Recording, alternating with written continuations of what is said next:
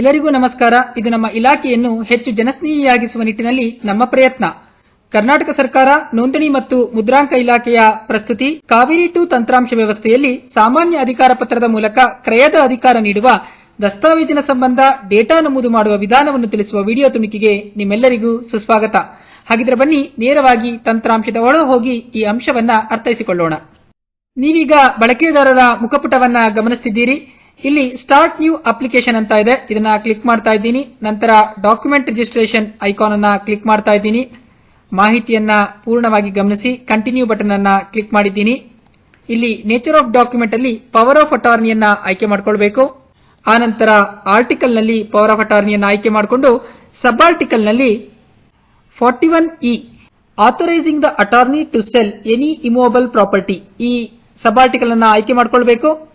Continue button ಅನ್ನ click ಮಾಡ್ತಾ ಇದ್ದೀನಿ. ಇಲ್ಲಿ ಅಗ್ರಿಕಲ್ಚರ್ ಮತ್ತು ನಾನ್ ಅಗ್ರಿಕಲ್ಚರ್ ಎರಡು ವಿಭಾಗಗಳಿದೆ. ನಿಮ್ಮ ಸ್ವತ್ತು ಯಾವ ವ್ಯಾಪ್ತಿಗೆ ಒಳಪಡುತ್ತೆ ಅದರಂತೆ ನೀವು ಇಲ್ಲಿ ಆಯ್ಕೆ ಮಾಡಿಕೊಳ್ಬೇಕು. ಅಗ್ರಿಕಲ್ಚರ್ ಅನ್ನ ಆಯ್ಕೆ ಮಾಡಿಕೊಂಡಿದ್ದೀನಿ. ಸ್ವತ್ತಿಗೆ ಸಂಬಂಧಪಟ್ಟಂತೆ ಜಿಲ್ಲಾ ಕೇಂದ್ರವನ್ನ ಆಯ್ಕೆ ಮಾಡಿಕೊಳ್ತಾ ಇದ್ದೀನಿ. ಆನಂತರ ತಾಲೂಕನ್ನ ಆಯ್ಕೆ ಮಾಡಿಕೊಳ್ಬೇಕು. ಹೋಬಳಿಯನ್ನ ಆಯ್ಕೆ ಮಾಡಿಕೊಂಡು ಇಂಡೆಕ್ಸ್ ಟು ವಿಲೇಜ್ ಅನ್ನ ಆಯ್ಕೆ ಮಾಡಿಕೊಳ್ತಾ ಇದ್ದೀನಿ. ಆನಂತರ ಯಾವ ರಸ್ತೆಯಲ್ಲಿದೆ ಅನ್ನೋದನ್ನ ಆಯ್ಕೆ ಮಾಡಿಕೊಂಡು ಸರ್ವೆ ನಂಬರ್ ಅನ್ನ ನಮೂದು ಮಾಡ್ತಾ ಇದ್ದೀನಿ. ಆನಂತರ ಭೂಮಿಯಿಂದ ಮಾಹಿತಿ ಬಂದಿದೆ, ಇದನ್ನ ಗಮನಿಸಿಕೊಂಡು ಸೆಲೆಕ್ಟ್ ಪ್ರಾಪರ್ಟಿ ಅಂಡ್ ಕಂಟಿನ್ಯೂ ಅಂತ ಕೊಡ್ತಾ ಇದ್ದೀನಿ. ಆನಂತರ ಒಂದು ಸಂಕ್ಷಿಪ್ತ ಮಾಹಿತಿ ಬಂದಿದೆ, ಗಮನಿಸಿಕೊಂಡು ಸೇವ್ ಪ್ರಾಪರ್ಟಿ ಕಂಟಿನ್ಯೂ ಬಟನ್ ಅನ್ನ ಕ್ಲಿಕ್ ಮಾಡ್ತಾ ಇದ್ದೀನಿ. ಜಮೀನಿನ ವಿಸ್ತೀರ್ಣವನ್ನ ಜಿಪಿಎ ಕೊಡಲಾಗ್ತಾ ಇದೆ, ಅದನ್ನ ನಮೂದು ಮಾಡಬೇಕು. ಇದು ಒಟ್ಟು ವಿಸ್ತೀರ್ಣವನ್ನ ಮೀರಬಾರದು. ಈಗ ಚೆಕ್ ಬಂದಿಯನ್ನ ನಮೂದು ಮಾಡ್ತಾ ಇದ್ದೀನಿ. ಪ್ರಾಪರ್ಟಿ ಡಿಸ್ಕ್ರಿಪ್ಷನ್ ಅನ್ನ ನಮೂದು ಮಾಡಿ ಸೇವ್ ಅಂಡ್ ಕಂಟಿನ್ಯೂ ಬಟನ್ ಅನ್ನ ಕ್ಲಿಕ್ ಮಾಡಿದ್ದೀನಿ. ನಂತರ ಎಕ್ಸಿಕ್ಯೂಟೆಂಟ್ ವಿವರವನ್ನ ನಮೂದು ಮಾಡುವಂತಹ ಪರದೆ ನಿಮಗೆ ಕಾಣಿಸ್ತಿದೆ. ಇಲ್ಲಿ ಎಲ್ಲಾ ಪಕ್ಷಗಾರರ ವಿವರವನ್ನ ನಮೂದು ಮಾಡಬೇಕು. ನಾನೀಗ ಎಕ್ಸಿಕ್ಯೂಟೆಂಟ್ 1ನ ವಿವರವನ್ನ ನಮೂದು ಮಾಡ್ತಾ ಇದ್ದೀನಿ. ಎಕ್ಸಿಕ್ಯೂಟೆಂಟ್ 1ನ ವಿವರವನ್ನ ನಾನು ಸಂಬಂಧಿತ ಡೇಟಾಬೇಸ್ ನಿಂದ ಫೆಚ್ ಮಾಡಿಕೊಂಡಿದ್ದೀನಿ. ನೋಡಿ, ಈ ಡೇಟಾವನ್ನ ನೀವು ಎಡಿಟ್ ಮಾಡ್ಲಿಕ್ಕೂ ಕೂಡ ಇಲ್ಲಿ ಅವಕಾಶವನ್ನ ಕಲ್ಪಿಸಿಕೊಡಲಾಗಿದೆ. ಎಕ್ಸಿಕ್ಯೂಟೆಂಟ್ 1ನ ವಿವರವನ್ನ ಸೇವ್ ಮಾಡ್ತಾ ಇದ್ದೀನಿ. ಎಕ್ಸಿಕ್ಯೂಟೆಂಟ್ 2ನ ವಿವರವನ್ನ ಭರ್ತಿ ಮಾಡ್ತಾ ಇದ್ದೀನಿ. ಇವರನ್ನ ಕ್ಲೈಮೆಂಟ್ ಆಗಿ ಆಯ್ಕೆ ಮಾಡ್ಕೋತಾ ಇದ್ದೀನಿ, ಅಂದ್ರೆ ಇವರು ಜಿಪಿಎ ನ ಪಡೆದುಕೊಳ್ತಾ ಇರತಕ್ಕಂಥವರು. ಎಕ್ಸಿಕ್ಯೂಟೆಂಟ್ 2ನ ವಿವರವನ್ನ ಭರ್ತಿ ಮಾಡಿ ಸೇವ್ ಎಕ್ಸಿಕ್ಯೂಟೆಂಟ್ 2 ಅನ್ನ ಕ್ಲಿಕ್ ಮಾಡ್ತಾ ಇದ್ದೀನಿ. ಈಗ ಎಕ್ಸಿಕ್ಯೂಟೆಂಟ್ 2ನ ವಿವರ ಸೇವ್ ಆಗಿದೆ. ಮೂವ್ ಟು ಪ್ರೆಸೆಂಟರ್ ಬಟನ್ ಅನ್ನ ಕ್ಲಿಕ್ ಮಾಡ್ತಾ ಇದ್ದೀನಿ. ನಂತರ ಇಲ್ಲಿ ಪ್ರೆಸೆಂಟರ್ ಯಾರು ಅನ್ನೋದನ್ನ ಆಯ್ಕೆ ಮಾಡ್ಕೊಳ್ತಾ ಇದ್ದೀನಿ. ಮೇಕ್ ಪ್ರೆಸೆಂಟರ್ ಬಟನ್ ಅನ್ನ ಕ್ಲಿಕ್ ಮಾಡಿದ್ದೀನಿ. ಇಬ್ಬರು ಐಡೆಂಟಿಫೈಯರ್ ನ ವಿವರವನ್ನ ನಮೂದು ಮಾಡ್ತಾ ಇದ್ದೀನಿ. ಸೇವ್ ಅಂಡ್ ಕಂಟಿನ್ಯೂ ಬಟನ್ ಅನ್ನ ಕ್ಲಿಕ್ ಮಾಡ್ತಾ ಇದ್ದೀನಿ.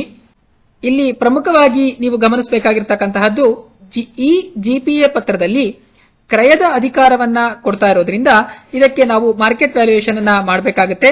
ಹೀಗಾಗಿಯೇ ನಾವು ಜಿಪಿಎ ಪತ್ರವನ್ನ ಡೇಟಾ ನಮೂದು ಮಾಡುವಾಗ ಆಸ್ತಿ ವಿವರವನ್ನ ಕೂಡ ಇಲ್ಲಿ ನಮೂದು ಮಾಡಿದ್ದೀವಿ.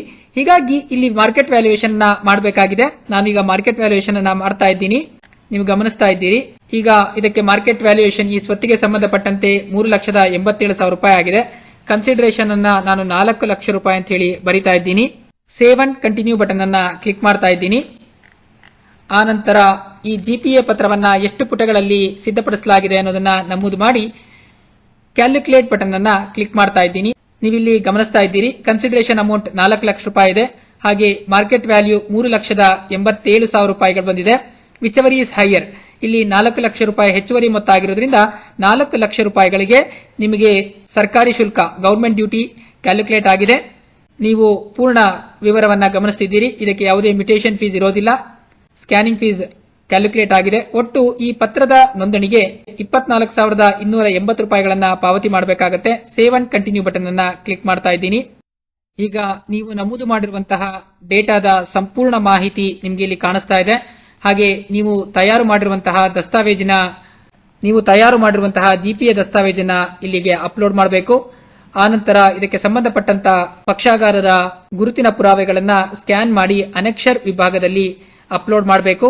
ದಸ್ತಾವೇಜಿನ ಎಕ್ಸಿಕ್ಯೂಷನ್ ಡೇಟ್ ಅನ್ನ ನಮೂದು ಮಾಡಬೇಕು. ನಮೂದು ಮಾಡಿ ನಂತರ ಉಪನೋಂದಣಾಧಿಕಾರಿ ಕಚೇರಿಯನ್ನ ಆಯ್ಕೆ ಮಾಡಿಕೊಳ್ಬೇಕಾಗತ್ತೆ.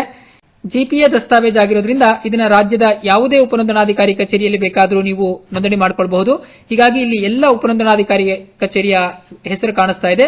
ನಿಮಗೆ ಹತ್ತಿರದ ಉಪನೋಂದಣಾಧಿಕಾರಿ ಕಚೇರಿಯನ್ನ ಇಲ್ಲಿ ಆಯ್ಕೆ ಮಾಡಿಕೊಳ್ಳಬಹುದಾಗುತ್ತೆ.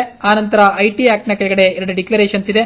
ಈ ಡಿಕ್ಲರೇಷನ್ಸ್ ಗಳನ್ನ ಓದಿ ಒಪ್ಪಿ ಅಗ್ರಿ ಅಂಡ್ ಸಬ್ಮಿಟ್ ಬಟನ್ ನ ಕ್ಲಿಕ್ ಮಾಡುವ ಮೂಲಕ ಜಿಪಿಎ ದಸ್ತಾವೇಜಿನಲ್ಲಿ ಕ್ರಯದ ಅಧಿಕಾರವನ್ನ ನೀಡಲಾಗುವಂತಹ ದಸ್ತಾವೇಜುಗಳ ಸಂಬಂಧ ಕಾವೇರಿ 2 ತಂತ್ರಾಂಶ ವ್ಯವಸ್ಥೆಯಲ್ಲಿ ಯಾವ ರೀತಿ ಡೇಟಾ ನಮೂದನ್ನ ಮಾಡಬೇಕು ಎನ್ನುವ ಅಂಶವನ್ನ ತಿಳಿಸಿಕೊಡುವಂತಹ ಪ್ರಯತ್ನವನ್ನ ಈ ವಿಡಿಯೋ ತುಣುಕಿನಲ್ಲಿ ಮಾಡಿದ್ದೇವೆ. ಎಲ್ಲರಿಗೂ ಧನ್ಯವಾದಗಳು.